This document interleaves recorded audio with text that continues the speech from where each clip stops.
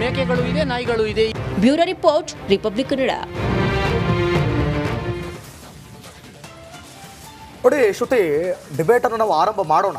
ಅದಕ್ಕಿಂತ ಮುಂಚಿತವಾಗಿ ನೆನ್ನೆ ಎಲ್ಲ ನಡೆದಂತಹ ಮೆಜೆಸ್ಟಿಕ್ ನಲ್ಲಿ ಹೈಡ್ರಾಮಾನ ನೀವು ನೋಡಿದ್ರಿ. ಹೌದು. ಆ ಒಂದು ಹೈಡ್ರಾಮಾದಲ್ಲಿ ಕೊನೆಗೆ ಆಹಾರ ಅಧಿಕಾರಿಗಳು ಬರ್ತಾರೆ ಅಲ್ಲಿಗೆ. ಬಂದಂತ ಸಂದರ್ಭದಲ್ಲಿ ನಾವು ಅವ್ರನ್ನ ಪ್ರಶ್ನೆ ಮಾಡ್ತೀವಿ, ನೀವು ಮೇಲ್ನೋಟಕ್ಕೆ ನಿಮ್ಮ ಅನುಭವದ ಪ್ರಕಾರ ಈ ಮಾಂಸ ಹೇಗಿದೆ ಅಂತ ಅವ್ರ ಮಾತು ಹೇಳ್ತಾರೆ. ಹೈಜಿನಿಕ್ ಕಡಿಮೆ ಇದೆ ಅಂತ ಏನ್ ಹೇಳ್ತಾರೆ ಅಂತ ನೋಡೋಣ. ಅದಾದ್ಮೇಲೆ ಆ ಮಾತನ್ನ ಹಿಡ್ಕೊಂಡು ನಾವು ಡಿಬೇಟ್ ಶುರು ಮಾಡಿ. ಓಕೆ, ಅದನ್ನ ಬೈಟ್ ಪ್ಲೇ ಮಾಡಿ. ಇದೆ ಪ್ಯಾಕಿಂಗು ಐಸ್ ಕ್ಯೂಬ್ ಇದೆ, ಬಟ್ ಟೆಂಪ್ರೇಚರು ಅದನ್ನ ನೋಟ್ ಮಾಡಬೇಕು. ಟೆಂಪ್ರೇಚರ್ ಇದ್ರೆ ಹೇಳ್ಬೋದು, -18 ಡಿಗ್ರಿ ಇದ್ರೆ ಟೆಂಪ್ರೇಚರ್.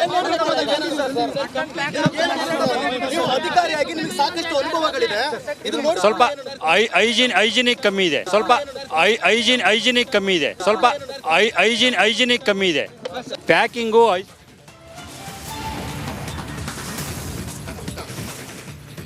ಅನುಮಾನ ಬಂದಿದ್ದು ಹೇಗೆ, ದಾಳಿ ಹೇಗಾಯ್ತು?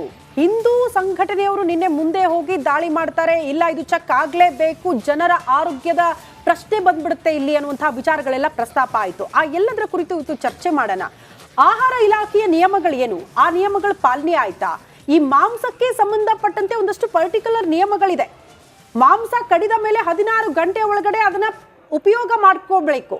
16 ಗಂಟೆ ಮೀರಿದ ಮೇಲೆ ಅದು ಉಪಯೋಗಕ್ಕೆ ಅರ್ಹ ಅಲ್ಲ ಅಂತ, ಅದೆಲ್ಲವೂ ಕೂಡ ಪಾಲನೆ ಆಯ್ತಾ? ಓಕೆ, ಇವರು ರಾಜಸ್ಥಾನದಿಂದ ತರಿಸ್ತಾರೆ ಅಂತ ಆದ್ರೆ ತರಿಸೋದಕ್ಕೂ ಕೂಡ ಒಂದಷ್ಟು ನಿಯಮಗಳಿದೆ, ಆ ನಿಯಮಗಳು ಪಾಲನೆ ಆಯ್ತಾ?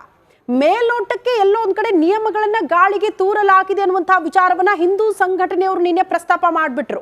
ಆ ಎಲ್ಲದರ ಕುರಿತು ಇವತ್ತು ಚರ್ಚೆಯನ್ನ ಮಾಡೋಣ. ನಮ್ಮ ಜೊತೆಗೆ ಅತಿಥಿಗಳು ಕೂಡ ಜಾಯ್ನ್ ಆಗಿದ್ದಾರೆ. ಶರತ್ ಇದ್ದಾರೆ, ಹಿಂದೂ ಜನಜಾಗೃತಿ ಸಮಿತಿ ಕಡೆಯಿಂದ. ಸರ್ ನಮಸ್ತೆ, ಕಾರ್ಯಕ್ರಮಕ್ಕೆ ಆತ್ಮೀಯ ಸ್ವಾಗತ. ಮೋಹನ್ ರೆಡ್ಡಿ ಅವರಿದ್ದಾರೆ, ಸರ್ ನಮಸ್ತೆ, ಕಾರ್ಯಕ್ರಮಕ್ಕೆ ಆತ್ಮೀಯ ಸ್ವಾಗತ.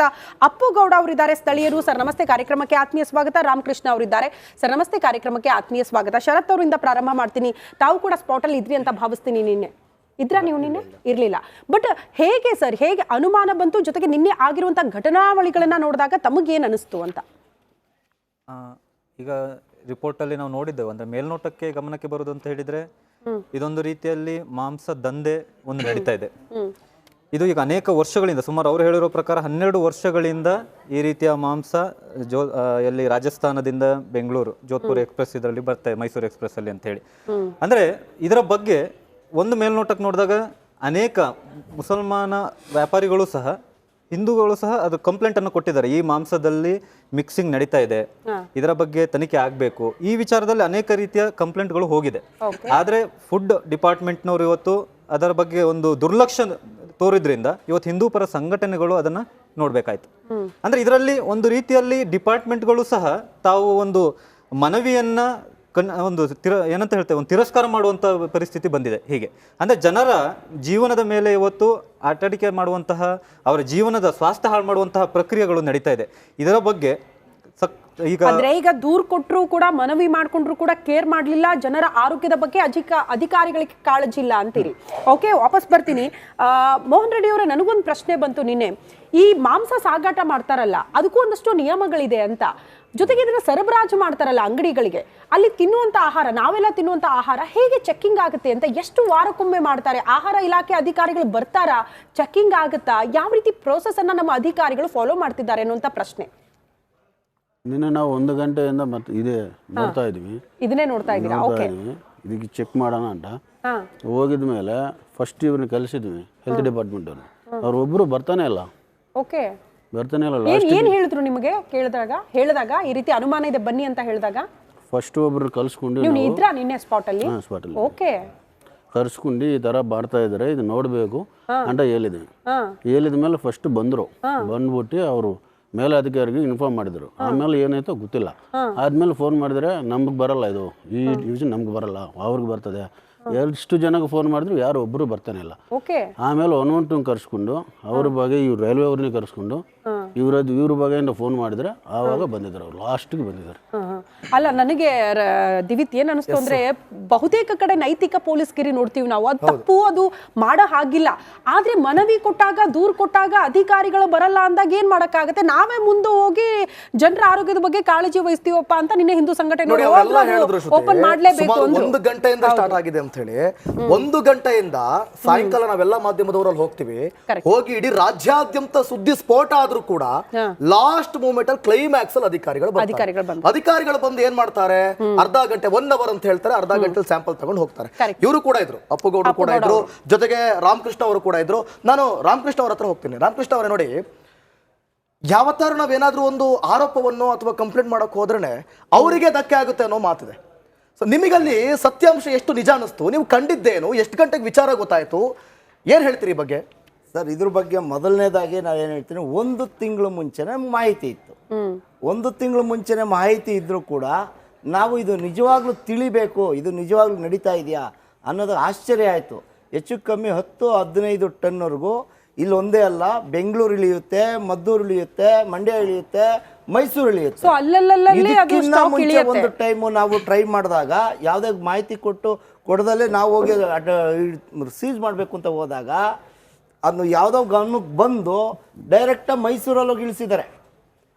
ಈಗಲೂ ಕೂಡ ಕೃಷ್ಣ ಸರ್, ಒಂದು ಕ್ಲಾರಿಟಿ ಕೊಡಿ. ಈಗ ರಾಜಸ್ಥಾನದಿಂದ ಬರುತ್ತೆ, ಅಲ್ಲಲ್ಲಿ ಅದನ್ನ ಇಳಿಸ್ಕೊಂಡು ಬರ್ತಾರೆ ಅಂದ್ರೆ ನಿನ್ನೆ 90 ಬಾಕ್ಸ್ ಬಂತು, ಅದಕ್ಕೂ ಹೆಚ್ಚಿಂದು ಇರಬಹುದು ಅಲ್ಲಿ ಅಂತ. ಕರ್ನಾಟಕಕ್ಕೆ ಫಸ್ಟ್ ಬರುತ್ತೆ, ಬೆಂಗಳೂರು ಬರ್ತದೆ. ನಾವು ಇಲ್ಲಿಂದ ಬೆಂಗಳೂರಿಗೆ ಬಂದಾದ್ಮೇಲೆ ಮದ್ದೂರು ಇಳಿಯುತ್ತೆ, ಮಂಡ್ಯ ಇಳಿಯುತ್ತೆ, ಮೈಸೂರು ಇಳಿಯುತ್ತೆ. ಇಲ್ಲಿ ಯಾರನ್ನ ಬಂದು ಸೀಸ್ ಮಾಡ್ತಾರೆ ಅನ್ನೋದೇನೋ ಮಾಹಿತಿ ಗೊತ್ತಾದ್ರೆ ಇವ್ರೇನ್ ಮಾಡ್ತಾರೆ, ದಿಢೀರ್ನ ಪೋಸ್ಟ್ಮನ್ ಮಾಡ್ಕೊಂಡು ಮೈಸೂರು ಇಳಿಸ್ತಾರೆ, ಮೈಸೂರಿಂದ ಹಾಕೊಂಬರ್ತಾರೆ. ಯಾಕೆ ಟ್ರೈನಲ್ಲೇ ಹಾಕೊಂಬರ್ತಾರೆ ಅಂದ್ರೆ, ಗಾಡಿ ಬೇರೆ ಲೋಡ್ ಮಾಡ್ಕೊಂಡು ಆಚೆ ಬಂದಾಗ ಯಾವುದೋ ವ್ಯಕ್ತಿ ಅಧಿಕಾರಿಗಳು ಟಚ್ ಮಾಡಿದ್ರೆ ನಾವು ಟ್ರೈನಿಂದ ತಂದಿರ್ತೀವಿ ಗೂಡ್ಸ್ ಇಂದ ಅಂತ ಹೇಳಿ ತೋರಿಸ್ಲಿಕ್ಕೆ ಇದು ಈಸಿ ಇರ್ತದೆ ಅಂತ ಅದ್ರಲ್ಲಿ ಬರ್ತಾರೆ. ಇದಕ್ಕೆ ಬಂದು 70 ಗಂಟೆ ಟೈಮ್ ಬೇಕು. ಜೈಪುರಿಂದ ಬರ್ಬೇಕು, 70 ಗಂಟೆ ಬೇಕು. ನಾವು ಕೂಡ ಆರೋಗ್ಯ ಅಧಿಕಾರಿಗಳ ಹತ್ರ ಇದು ಒಂದು ಮಾಂಸಕ್ಕೆ ಎಷ್ಟು ಟೈಮ್ ಹಿಡಿಯುತ್ತೆ, ಎಷ್ಟು ಟೈಮ್ವರೆಗೂ ನಾವು ಉಪಯೋಗ ಮಾಡಬಹುದು, ಇದ್ರೂ ಕೂಡ ಉಪಯೋಗ ಮಾಡಬಹುದು, ಎಷ್ಟು ಸೇಫ್ಟಿ ಅಂತ ಕೂಡ ಕೇಳ್ಪಟ್ವಿ. ವಿಷಯ ತಿಳ್ಕೊಂಡಾಗ 8ರಿಂದ 12 ಅವರ್ ಒಳಗಡೆ ಅದು ಕ್ಲೋಸ್ ಆಗುತ್ತೆ, ಮತ್ತೆ ಆದ್ಮೇಲೆ ಸ್ಮೆಲ್ ಬರಕ್ ಸ್ಟಾರ್ಟ್ ಆಗುತ್ತೆ.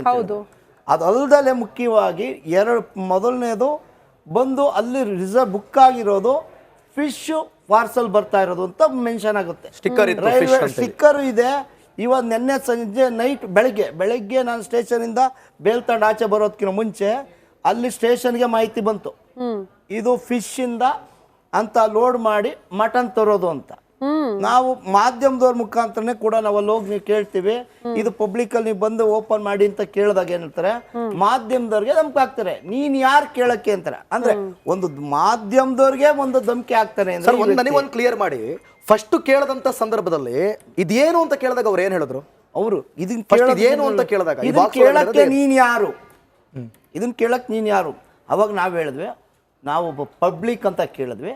ಸರಿ, ನಿಂದು 100% ಕರೆಕ್ಟ್ ಆಗಿದೆಯಲ್ವಾ, ಇದು ಗೂಡ್ಸ್ ಬಂದ ಮೇಲೆ ಎಕ್ಸಿಟ್ ಎಲ್ಲಾಗಬೇಕು, ಗೂಡ್ಸ್ ರೋಡಲ್ಲಿ ಎಕ್ಸಿಟ್ ಆಗಬೇಕು. ಓಕೆ, ಅಲ್ಲಿ ಪಬ್ಲಿಕ್ ಇದ್ದಾರೆ, ನಿಮ್ಗೆ ವೆಯ್ಟ್ ಮಾಡ್ತಾರೆ ಅಂದ ತಕ್ಷಣಲೇ ನೀನು ಯಾಕೆ ಬ್ಯಾಕ್ ಗೇಟಿಂದ ಯಾಕೆ ಇಲ್ಲಿ ಬಂದು ರೋಡಲ್ಲಿ ಹಾಕ್ಸಿದ್ಯಾ? ಕರೆಕ್ಟ್. ಇನ್ನು ಫ್ರಂಟ್ಗೆ ಬ್ಯಾಕ್ ಗೇಟಲ್ಲಿ ಗೂಡ್ಸ್ ಇದರಲ್ಲಿ ಹೋಗ್ಬೇಕಾಗಿರೋದು ಈ ಬ್ಯಾಕ್ ಗೇಟ್ಗೆ ಯಾಕೆ ಲೋಡ್ ಮಾಡಿಸಿದೆ?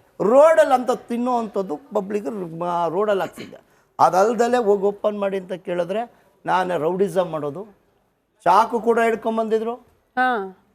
ಟೈಮಲ್ಲಿ ಕೂಡ ನಾವು ಕೂಡ ಕಣ್ಣಲ್ಲಿ ನೋಡಿದ್ದಾರೆ, ಅದನ್ನು ಕೂಡ ನಾವು ನೋಡಿದ್ರು.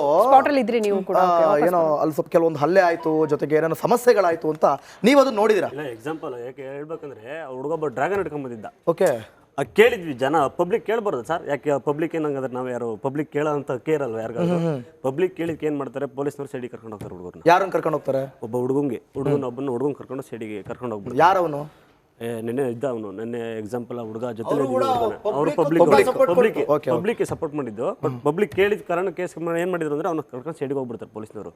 ಆ ಟೈಮಲ್ಲಿ ಏನಂತ ರಜಾಕ್ ಏನ್ ಮಾಡ್ಬಿಡ್ತಾನೆ, ಇಲ್ಲ ಇದು ನಾನು ಮಟನ್ ಓಪನ್ ಮಾಡೋಕ್ಕೋಸ್ಕರ ತಂದಿದ್ದೀನಿ ಡ್ರಾಗರ್, ಮಟನ್ ಓಪನ್ ಮಾಡಕ್ ತೋರ್ಸಕ್ಕೋಸ್ಕರ ತಂದಿದ್ದೀನಿ ಈ ಜಾಗನ ಯಾಕೆ ತರಬೇಕು ಇದು ತಂದಿರೋದು ಮಟನ್ ಅಂದ್ರೆ ಮಾಡಿ ತೋರ್ಸಕ್ಕೋಸ್ಕರ ತಂದಿದ್ದೀನಿ ಓಕೆ ಅಪ್ಪಗೌಡ ಅವರಿಗೆ ನಿಮ್ಮ ಅನುಮಾನ ಏನು? ನಿನ್ನೆ ಅವರು ಹುಡುಗ ಪ್ರಶ್ನೆ ಮಾಡ್ತಾರೆ, ಪೊಲೀಸರು ಸೈಡಿಗೆ ಕರ್ಕೊಂಡು ಹೋಗ್ತಾರೆ ಅಂದ್ರೆ ಎಲ್ಲರಿಗೂ ಮಾಹಿತಿ ಇತ್ತಾ ಅಂತ ಅದ್ರ ಬಗ್ಗೆ? ಮೇಡಮ್ ಇದೆ ಅನ್ಸುತ್ತೆ. ಹಾಗಾಗಿ ಅದನ್ನ ಮುಚ್ಚಾಕೋ ಪ್ರಯತ್ನಗಳಾಗಿದೆ ಅಂತ ತಮ್ಮ ಅನುಮಾನ? ಮೇಡಮ್ ಹೇಳ್ಬೇಕು, ಹೌದು ನೀವು ಹೇಳಿದ ಪ್ರಕಾರ ಅದು ಮುಚ್ಚಾಕೋಸ್ಕರ ಟ್ರೈ ಮಾಡಿದ್ದಾರೆ.